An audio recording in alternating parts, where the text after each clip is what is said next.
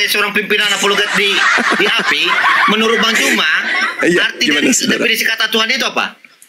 Tuhan adalah sang penguasa pencipta langit dan bumi. Hah? Pencipta dia? Kalau berarti kalau sudah dikatakan Tuhan sudah pencipta.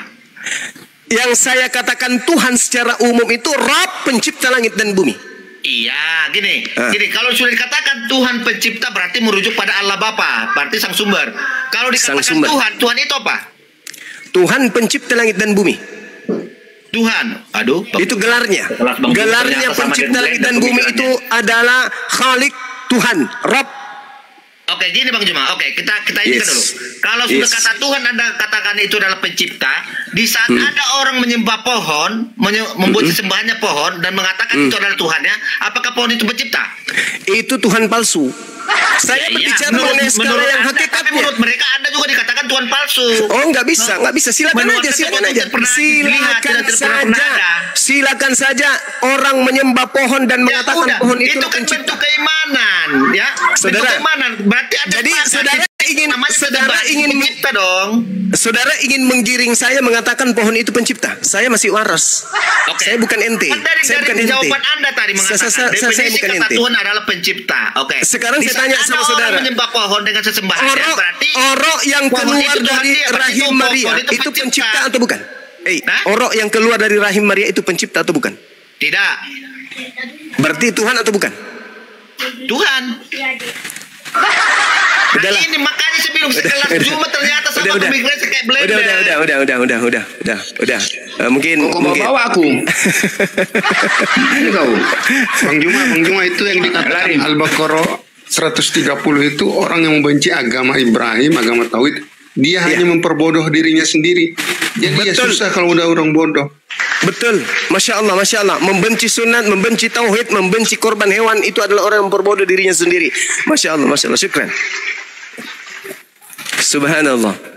Baik teman-teman, mana tahu masih ada pasien. Mungkin di sini teman-teman kita mau melanjutkan. Waktu dan tempat disilakan. Persatu pasiennya Bang Juma kayaknya belum ada yang bisa sembuh ya. Minimal ini Bang Handi. Yang ada di sini mungkin tidak sembuh, tapi yang mendengarkan kemudian insya Allah akan sembuh. Tidak mungkin mereka mau memperbodoh diri selama-lamanya seperti itu, nggak mungkin. Amin. Nggak mungkin. Betul. Yang mendengarkan ini insya Allah, apa yang saya sampaikan ini karena cinta, bukan karena kebencian. Bukan karena kemudian ingin menghinakan dan merendahkan saudara-saudara. Kami umat Islam hanya diberi tugas untuk sebagai pemberi peringatan saja. Anda mau beriman silakan, Anda mau selamanya kufur silakan. La ikraha fid din. Seruan dalam Al-Quran, ud'u ila sabili rabbika bil hikmah. Serulah manusia kepada jalan Tuhanmu dengan hikmah. Apa hikmah itu? Kebenaran, bukan kesesatan. Mungkin nada saya keras, nada saya kencang, tegas, tapi buatannya adalah kebenaran. Silakan Anda menilai.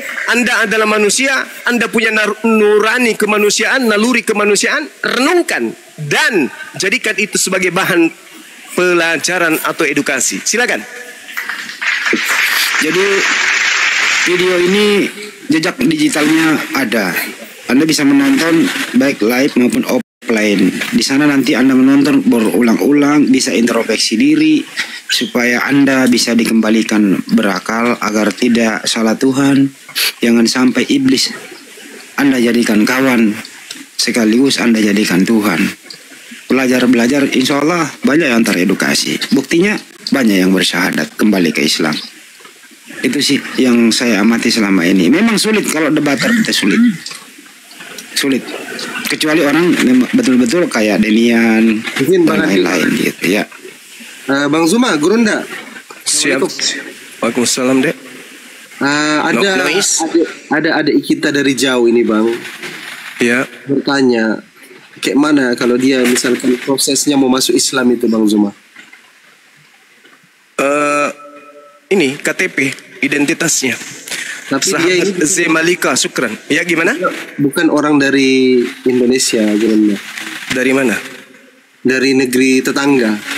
Ya nggak apa-apa. Ada identitas kan mereka. Ada nggak ID card-nya dia? Tapi gini kan dia ini takut sama keluarga. Tidak takut sama Tuhan, sama keluarganya takut. Prosesnya apa namanya? ID card ya, ID card ya. Di Malaysia mungkin ID card. Terus dia naik komal, open cam, kayak gitu kan? Yes. Ya, Sorry noise hujan di sini. Ini lagi dengar ini Bang Zuma ngomong. Oke, Masya Allah. Lebih baik takut kepada pencipta langit dan bumi daripada kepada keluarga.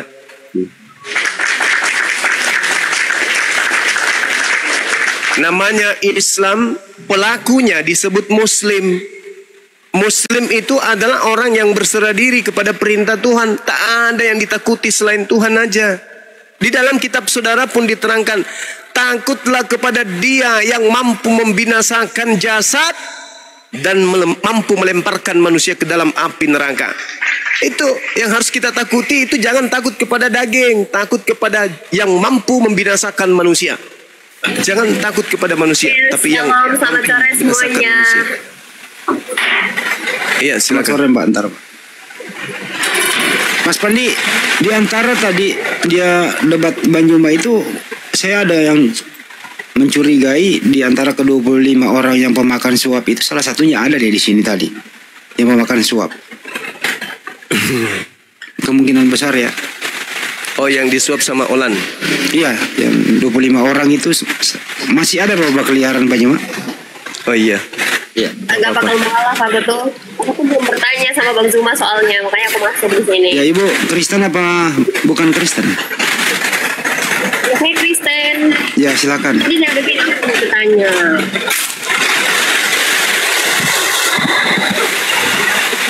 Bang Zuma, aku pengen tanya. Iya. Bukhari 4 ayat 4027 ya kalau nggak salah. Iya itu. Aku pengen tanya. Itu maksudnya tolong dijelasin itu gimana ya? Apa itu? Apa itu, Mbak? Al-Quran bukan. Bukhari 4027. Bukhari 4027. Sahih Bukhari berapa? 4000? 4027.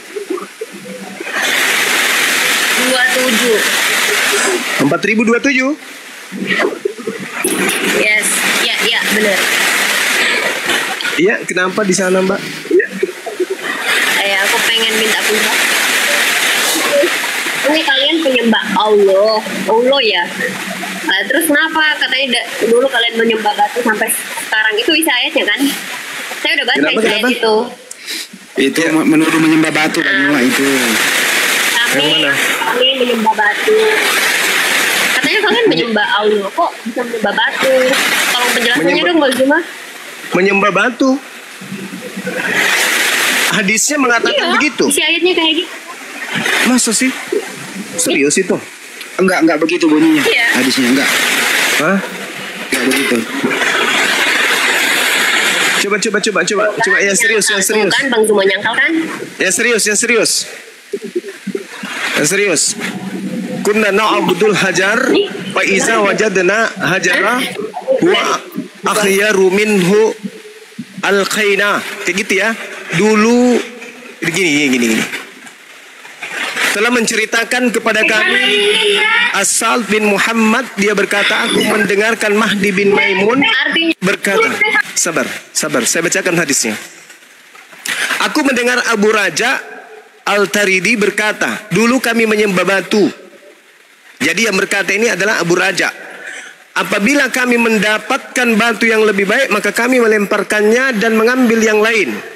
Dan apabila kami tidak menemukan batu, kami mengumpulkan segenggam tanah, lalu kami bawakan seekor kambing, kemudian kami peraskan susu untuknya. Lalu kami bertawaf dengannya. Apabila datang bulan Rajab, kami mengatakan tidak ada peperangan, maka kami tidak membiarkan tombak maupun panah yang tajam kecuali kami cabut dan kami lemparkan sebagai pengakuan terhadap bulan Rajab. Dan aku mendengar Abu Raja berkata, pada hari Nabi Muhammad SAW diutus, aku pada waktu itu sebagai seorang anak penggembala unta milik keluargaku. Tatkala kami mendengarkan Nabi Muhammad SAW berdakwah, kami lari ke neraka. yaitu Musailamah Al-Qassab. Dia lari kepada orang-orang kafir. Musailamah Al-Qassab, mereka berlindung kepada orang ini. Apa yang jadi masalah? Yang menyembah batu di sini adalah Abu Raja, bukan umat Islam. Ketika Nabi Muhammad datang, tadinya yang menyembah batu ini kemudian menjadikan Musailamah Al-Qassab ini sebagai pelindung, bukan umat Islam ini. Orang-orang Quraisy memang dulunya menyembah berhala. Ketika kemudian Nabi Muhammad datang, mereka meninggalkan berhala-berhala itu, dihancurkan semuanya, lalu menyembah kepada Rabb, pencipta langit dan bumi. Tapi kalau Kristen menyembah batu, itu betul, itu fakta. Kalau Kristen itu benar-benar menyembah batu, mana dalilnya? Mau dalilnya Yesus Kristen penyembah batu, mau? KPR 11. Bukan. Itu hiasan itu Bang Handi. Itu hiasan itu. Yang betul-betul nyembah batu. Mau dalil? Mau? Kristen? Kolose 2 nomor 9. Nggak usah fitnah Bang. Batu. Kolose 2 nomor 9. Sebab dalam tubuh Yesuslah berdiam secara jasmania seluruh kepenuhan ketuhanan. Jadi biji velernya juga Tuhan, kukunya, giginya, pantatnya, itu Tuhanmu tuh. Tuhanmu tuh. Kalau orang Cina mengatakan batlas, Anda menyembah batlas berdasarkan Kolose 2 nomor 9. Usus Anda sembah, limpa Anda sembah, anus Anda sembah, mulut, lidah, gigi, kuping, yang ada dalam usus pun Anda sembah. Mana dalilnya? Tulas. Anda baca dalam Filipi. Filipi berapa? Filipi 2 nomor 6 sampai nomor 8. Jelas. Diam saya bacakan. Yang walaupun dalam rupa Tuhan, tidak menganggap kesetaraan dengan Tuhan untuk milik yang harus dipertahankan, melainkan Tuhan telah mengosongkan dirinya sendiri dan mengambil rupa seorang hamba dan menjadi sama dengan manusia, punya batu lases. Ini Tuhan Anda nih. Tuhan Anda turun menjadi batu lases. Dan dalam keadaannya sebagai manusia, dia merendahkan diri dan taat sampai mati, bahkan sampai mati di kayu salib. Saya kalau Anda menuduh Anda menyembah batu adalah lebih baik daripada saya menyembah mayat. Dia hebatnya Tuhan kami. Tuhan kamu maha pengampun Kak. Udah, bagaimana? Jangan dulu. Batu dulu. Turun ke dunia enggak? Mana buktinya? Turun ke dunia itu makhluk. Yang turun ke bumi itu setan, malaikat, hujan, apalagi pesawat yang jatuh dari langit, apalagi mana ada Tuhan turun dari langit? Tuhan turun dari langit itu dewa-dewa, itu dewa. Alamak, aneh-aneh aja. Maaf ya teman, saya baca dalil ya. Yang tadi itu Filipi 2 nomor 6. Dan tidak kemudian menganggap kesetaraan dengan Tuhan itu sebagai milik yang harus dipertahankan, melainkan mengosongkan dirinya dan mengambil rupa manusia. Siapa itu yang dalam rupa manusia datang?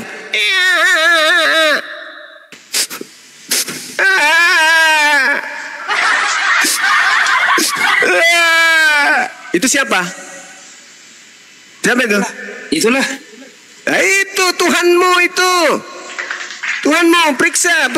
Ada batunya enggak? Ini kalau disampaikan kayak gitu, dibilang menghujat. Itu fakta real.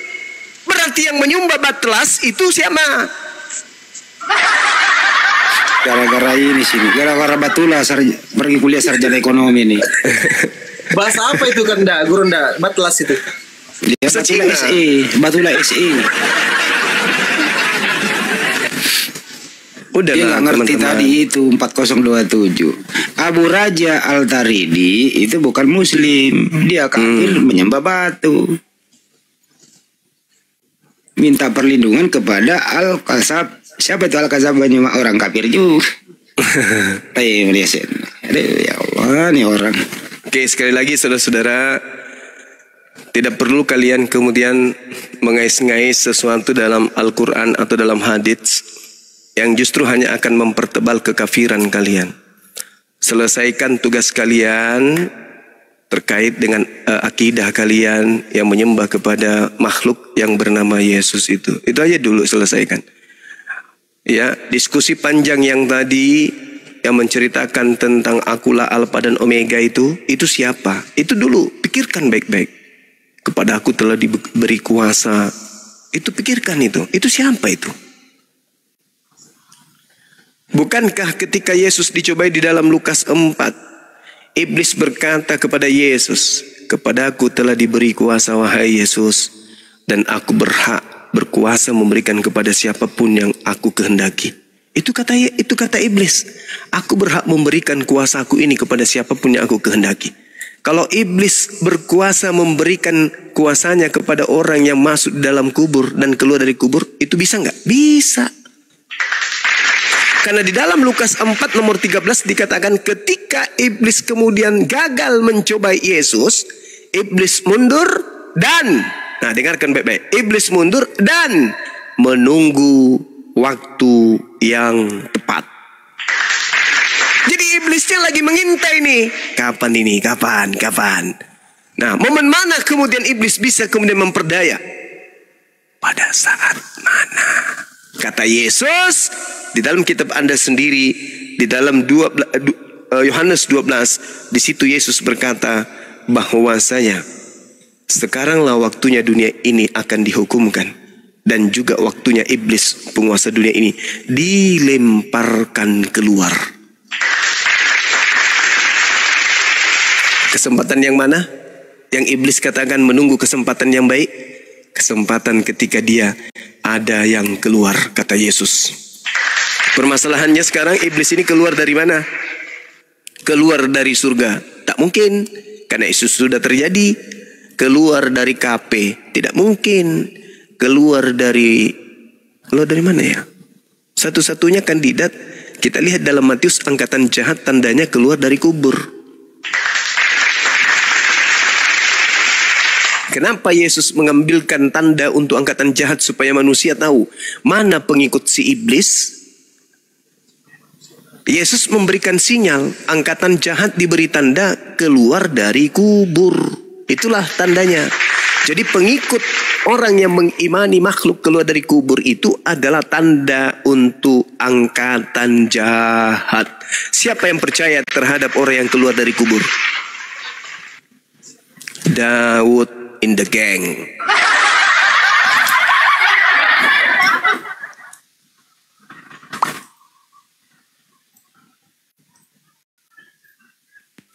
Makanya jangan makan suap dari Olan, begini jadinya.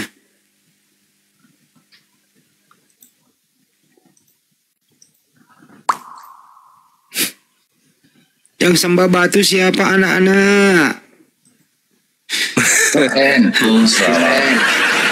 Kalau saya sih Banyuma mau itu kiasan apa tadi itu KPR 11. Mau bilang kiasan bodoh amat. Yesus adalah batu penjuru yang dibuang oleh tukang-tukang bangunan.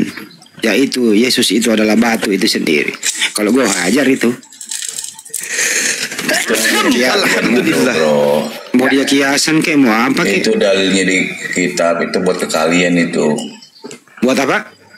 Buat kalian itu. Kok Yesus buat kita? Emang Yesus buat siapa? Itu dalilnya batu itu buat kalian. Nah, Yesus itu batu kok. Kalian buat kalian itu, makanya jangan menyembah. Lu nyembah Yesus kan? Yesus batu. Sekarang saya tanya. Bukan batu. Ya. Yesus batu, bro. Aswat itu dari mana, bro? Yesus batu. Batu aswat dari mana? Dari surga. Dari mana kau tahu dari surga? Ya hadisnya ada jelas. Coba tunjukkan. Kau percaya? Nggak usah, gue malas nunjukin sama orang kafir. Udah gue jawab. Kau percaya Al-Quran apa hadis? Dari mana kalian bilang diam kau. Dari mana kalian bilang kafir? Kultom, kenapa Kultom? Dari mana kalian bilang? Aduh, kecil banget suaranya, gue gak denger nih anak. Gedein suaranya, modalin dikit. Iya, Dari mana kalian bisa bilang kafir? Paulus mengatakan dalam Galatia 2 nomor 8 nomor 14 orang yang tidak bersunat adalah orang yang hidup secara kafir. Kata Paulus. Tunggu. Janganlah main turun-turun begitu, kawan-kawanku. Iya, Di sini tertib. berdiskusi. Kenapa Tertib. turun-turun di mereka? Tertib. Biar satu-satu aja Iya, yang kenapa ngomong. diturun-turunkan? Karena kalau dua langsung ngomong dua-duanya, netizen bingung yang mana mau didengarkan. Itu bang. Setelah Anda baru kita naikkan lagi. Toh yang lain tidak ngomong kok. Di sini ada praktisi Judaism, Akhi Billing juga tidak ngomong kok. Ada pengusaha piring pecah juga ada di sini. Bang Handi ada, Pandi nggak ngomong kok. Cuman saya aja. Jadi yang mengatakan Kristen kafir lebih dulu itu adalah Paulus di dalam Galatia 2 nomor 14. Itu bang. Jadi jangan tersinggung karena Paulus pun mengatakan itu terhadap kalian.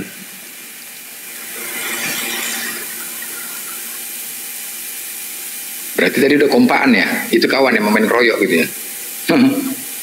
Bukan, maksudnya itu janganlah main turun-turun. Kan masih bercerita kan. Saling menghargai lah. Pakai adab lah bos. Diskusi itu salah satu bicara. Itulah kalau kalian. Semua mau bicara. Ini room diskusi. Jangan nasihatin kami. Nasihatin kawan-kawanmu.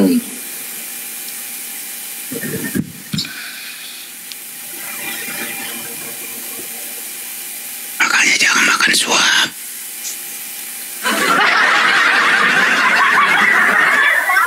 Dia takut ini Gurunda karena sendirinya di atas. Jantungnya. Jantungnya. Brother, kita ini teratur, brother. Kalau ada udah dengerin brother. Kalau kita di sini udah ada muslim satu bicara, yang lain diam, brother. Supaya nggak kerodit. Oke, kawan-kawanku, kalian naik satu-satu yang berbicara. Coba kalian naikkan. Ya udah dinaikkan aja, naikkan lah biar fair, biar kayaknya. Iya, betul. Naikkan duduk yang Dia cantik. takut udah nggak percaya diri sendiri dia. Bukan nggak percaya. Ikat kakinya. Pegang. Tapi lu jangan pakai kitab Yahudi, lu ketabrak lu. Ada yang punya kitab di sini.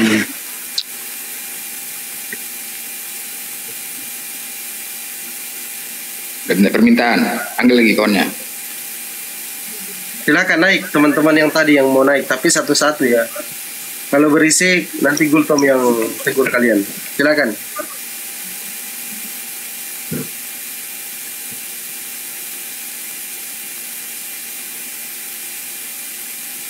Nggak berani naik dia, Gultom.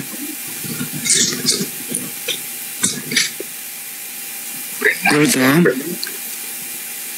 Kenapa bisa bilang itu batu itu jadi Tuhan? Kamu handsetnya harganya 5.000, ongkirnya 50.000. Iya, kenapa bisa kalian bilang batu jadi Tuhan kami? Itu Lah itu Kolose 2 nomor 9 itu.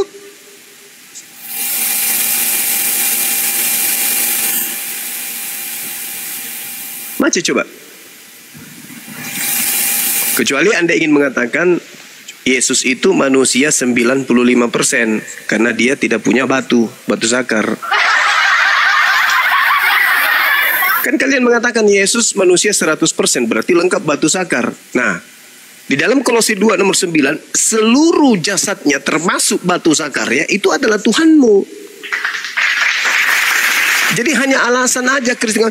Kenapa dia mati? Itu kan pada saat dia jadi manusia. Hei, Kolose 2 nomor 9, dia manusia kah atau dia apapun itu Tuhanmu.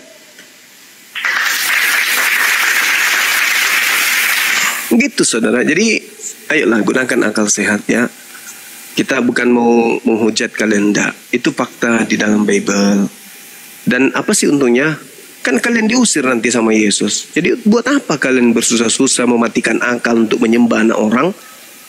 Dan ternyata yang kalian sembah itu bukan Yesus. Yang kalian sembah itu adalah Yesus palsu. Untuk apa coba pertahankan itu? Mati masuk neraka. Dia sudah meyakinkan kita. Di mana Yesus meyakinkan tentang Kristen? Di mana bang? Ayo saudara, ajarin saya. Di mana Yesus mengajarkan Kristen? Di mana? Anda tumpuk semua perintah-perintah Yesus, tidak akan mengantarkan seseorang kepada Kristen. Di mana Yesus mengajarkan agar manusia jadi Kristen? Menuhankan dirinya. Menurut kalian itu siapa yang bisa meyakinkan kalian?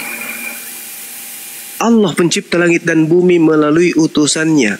Selayaknya Nabi Musa, Tuhan datang kepadanya melalui utusannya Nabi Musa. Oke? Jadi Bapa itu bukan penguasa alam semesta ini. Kalau yang kalian katakan Bapa itu adalah Tuhan yang datang kepada Ibrahim, Ishak dan Yakub, itulah yang kami sebut Allah. Yang jadi masalah ini adalah Yesus, anak orang yang datang kepada Paulus itu ternyata bukan manusia. Itu yang jadi masalah. Saya pribadi dengan Yudaism itu tak ada masalah dalam hal ini. Yang bermasalah itu Kristen. Kenapa? Karena menggantikan Tuhan yang maha suci dengan sosok makhluk bernama Yesus itu.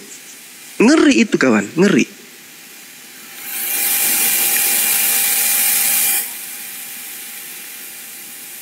Ngeri. Yesus itu Tritunggal. Nah, kalian tahu tak? Kalau Yesus itu Tritunggal, berarti pada saat dia jadi bayi, tiga-tiganya ada dalam dirinya kan?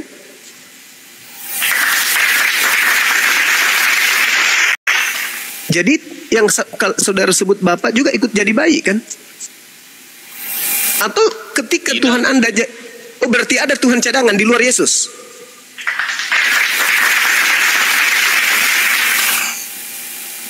Ada. Di luar tubuh Yesus. Dan bukankah saudara-saudara senantiasa mengatakan Trinitas itu Islam tak ngerti? Maka kalian berupaya kemudian memutar kepala memberikan analogi. Seibarat manusia itu tiga pribadi. Ada roh, ada jiwa, ada jasad. Oke, pada diri Yesus ada jiwa, ada roh, ada jasad. Berarti tiga-tiganya sudah ada pada bayi Yesus. Apakah ada Tuhan lain di luar daripada tubuh Yesus? Sementara di dalam tubuh Yesus itu sudah mencukupi tiga unsur tadi? Ayo, Tuhan Anda berapa? Satu, yang mana? Bayi, bukan. Lalu bukan Yesus, lalu siapa? Yang di langit. Loh, Yesus ini siapa? Putar lagi nanti, firman jadi manusia. Apa itu? Cobalah saudara, pakai logika sehat ajanya. Yesus berkata bahwa hidup kekal itu adalah mereka mengenal sembahan Abraham, Ishak dan Yakub sebagai satu-satunya Tuhan yang benar. Ada nggak Yesus mengajarkan sembahan lain selain itu? Kalau ada, tunjukkan kepada saya. Di mana Yesus pernah mengajarkan sembahan baru bernama Yesus, anak Maria itu di mana? Yang datang berupa roh, berupa cahaya itu di mana? Nggak ada itu bang. Jadi kalian itu menjadi Kristen karena hanya terlanjur Kristen saja. Ketika Anda mundur selangkah dua langkah untuk melakukan kemudian telaah terhadap keyakinan saudara, pasti Anda tidak akan sampai kepada pengajaran Yesus. Kenapa? Karena Yesus sendiri itu adalah praktisi Torah. Menurut Bible, Perjanjian Baru, Galatia 4, nomor 4, nomor 5, Ibrani 5, nomor 7. Coba, betapa Yesus itu disebut sebagai hamba yang suci. Yesus taat kepada hukum Taurat, takluk kepada hukum Tuhan. Berarti dia adalah seorang yang soleh. Sedangkan kalian, apa yang kalian lakukan dalam prosesi ibadah agama kalian? Menyembah anak orang, menyembah makhluk Alfa dan Omega, menyembah makhluk yang keluar dari kubur. Itu apa itu? Ajaran dari mana itu bang?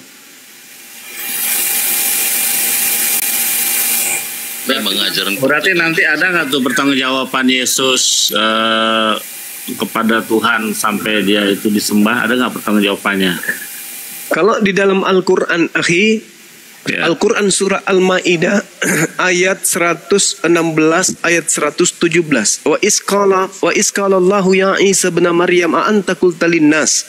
Allah berfirman kepada Nabi Isa, "Hai kau Isa, apakah kamu yang mengajarkan orang-orang tersebut menuhankan dirimu selain daripada aku. Nabi Isa mengatakan, qala subhanaka ma yakunu li an aqula ma laysa li bihaqq. Maha suci engkau ya Rabb, aku tidak pernah mengatakan sesuatu yang bukan hakku untuk aku katakan. Ma qultu lahum illa ma amartani bi ani abudullah rabbi wa rabbakum. Aku hanya mengajarkan kepada mereka, sembahlah Allah, Tuhanku dan Tuhanmu. Makanya orang-orang Kristen di dalam Matius 7:22 sampai nomor 23, Yesus mengusir mereka. Enyahlah daripadaku, wahai Kristen. Aku tidak mengenal kalian. Kalian semua adalah pembuat kejahatan. Coba Anda baca di sana. Saudara Goltom, Anda baca di sana. Pada hari terakhir nanti banyak orang memanggil aku Tuhan, Tuhan. Bukankah kami telah bernubuat pakai namamu, mengusir setan pakai namamu, bermujizat pakai namamu? Pada saat itulah aku Yesus akan berterus terang kepada mereka dan berkata, enyahlah daripadaku, kalian semua pembuat kejahatan, aku tidak mengenal kalian. Itulah yang diterangkan Al-Quran. Wa idza khusyiran nasu kanu lahum a'da wa kanu bi ibadatihim kafirin. Pada hari terakhir nanti, pada saat orang pada dikumpulkan di yaumul akhir, apa yang mereka sembah selain daripada aku akan menjadi musuh bagi mereka, dan pemujaan-pemujaan yang dilakukan kepada dia yang mereka sembah selain aku akan diingkari oleh yang mereka sembah. Itulah yang tadi Matius 7:22 sampai 23. Pada hari terakhir banyak orang manggil aku Tuhan, mengira aku Tuhan. Bukankah kami bernubuat mengusir setan bermujizat pakai namamu? Pada hari itulah aku Yesus akan berterus terang kepada mereka, enyahlah daripadaku wahai Kristen, kalian semua adalah pembuat kejahatan. Aku tidak mengenal kalian. Jadi orang Kristen pada saat itu kebingungan. Loh. Bukankah yang selama ini di dunia yang kita sembah itu yang datang kepada Paulus ngaku Yesus? Mana dia yang mengaku Yesus itu? Ternyata bukan yang Yesus ini ya. Iya, aku tidak mengenal kalian. Yang kalian sembah itu adalah Mesias Kristus palsu yang telah kunubuatkan. Waspadalah kepada Yesus palsu yang datang kepadamu mengaku sebagai Kristus. Dia akan menyesatkan banyak orang. Yang kalian sembah pada saat hidup di bumi itu bukan aku. Aku ini sudah berkata di dalam Yohanes 8 nomor 40, Yohanes 12 nomor 48. Apa yang saya katakan di sana?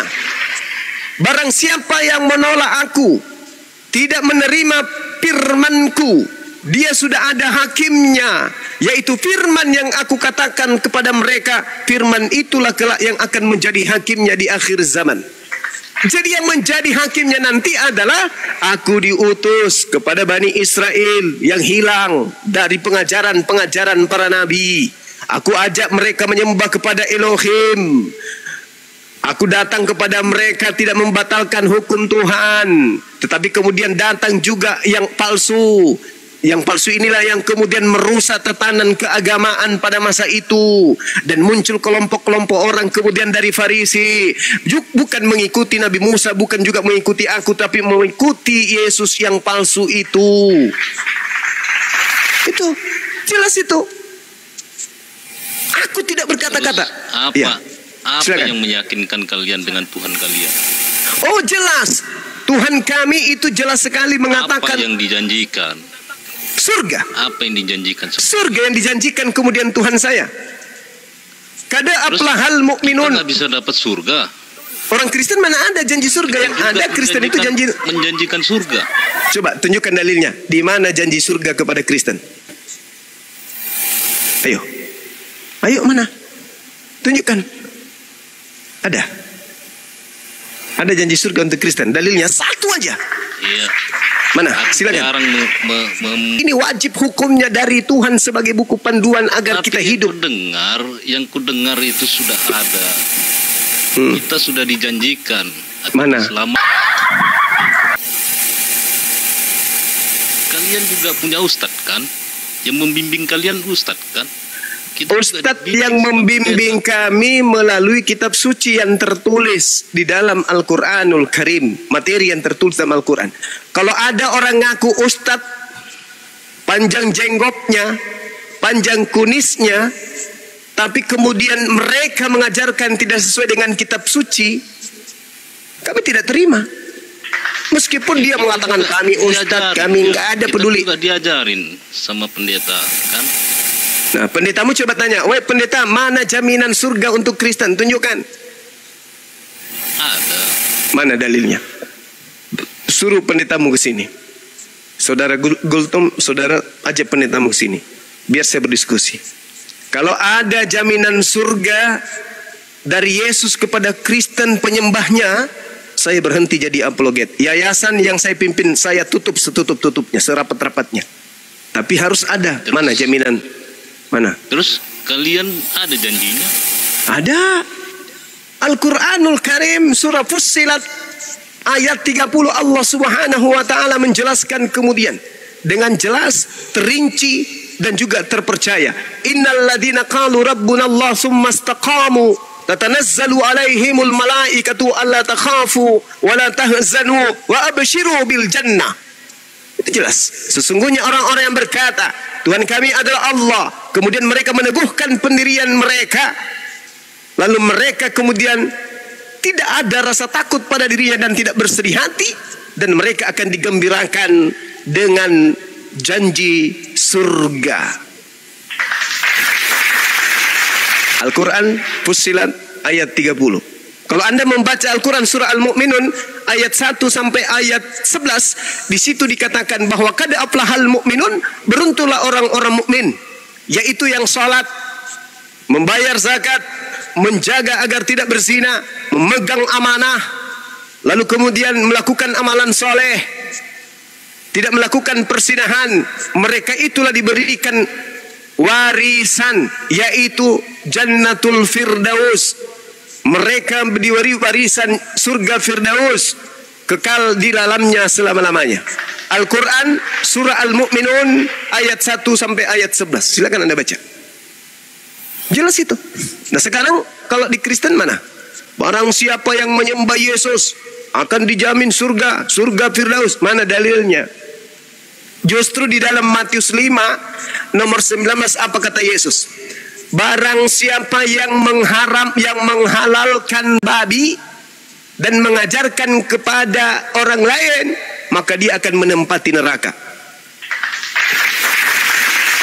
Baca Matius 5 nomor 19. Barang siapa yang tidak sunat kulubnya dan mengajarkan kepada orang lain, maka dia akan menempati neraka. Barang siapa yang menyembah selain daripada Elohim, maka dia akan dan mengajarkan kepada orang lain, maka dia akan menempati tempat terhina dalam kerajaan langit alias neraka. Coba. Karena Al-Quran.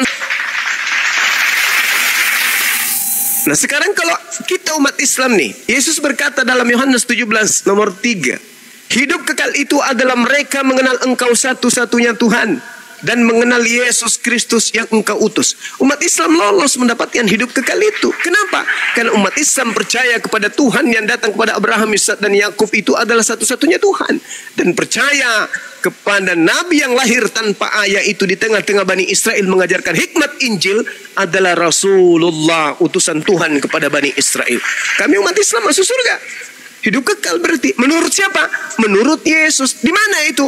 Di dalam Bible. Tertulis di mana? Yohanes 17 nomor 3. Lalu kemudian tidak ada menjadi. Kita dibimbing sama pendeta. Kami dibimbing sama ustadz, tapi kami juga paham tentang Al-Quran. Coba Bang Handi. Kalian Bang Handi dengan Al-Quran. Bang Handi. Tidak semua orang atau Bang Blender, Bang Andi, tolong perintahkan saya baca surah dan dalilnya diacak. Silakan.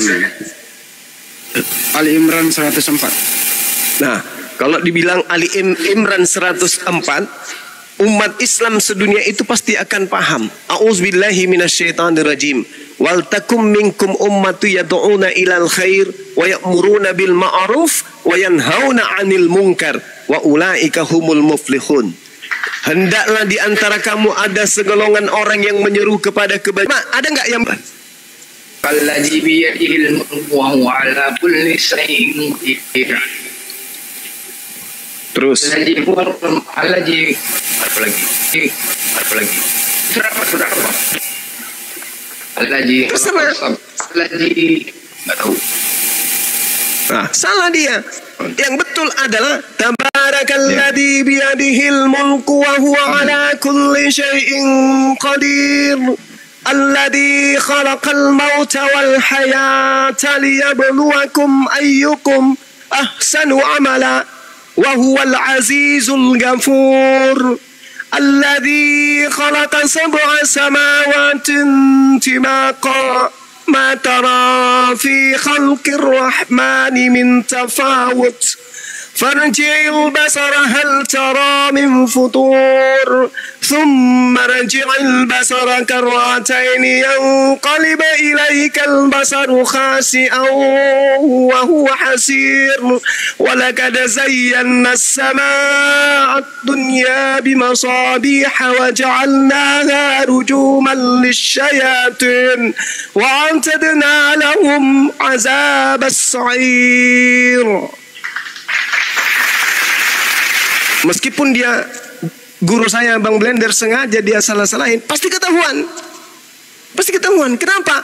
Karena Al-Quran itu sudah membumi mendarah daging dalam hati sanubari qalbu umat Islam.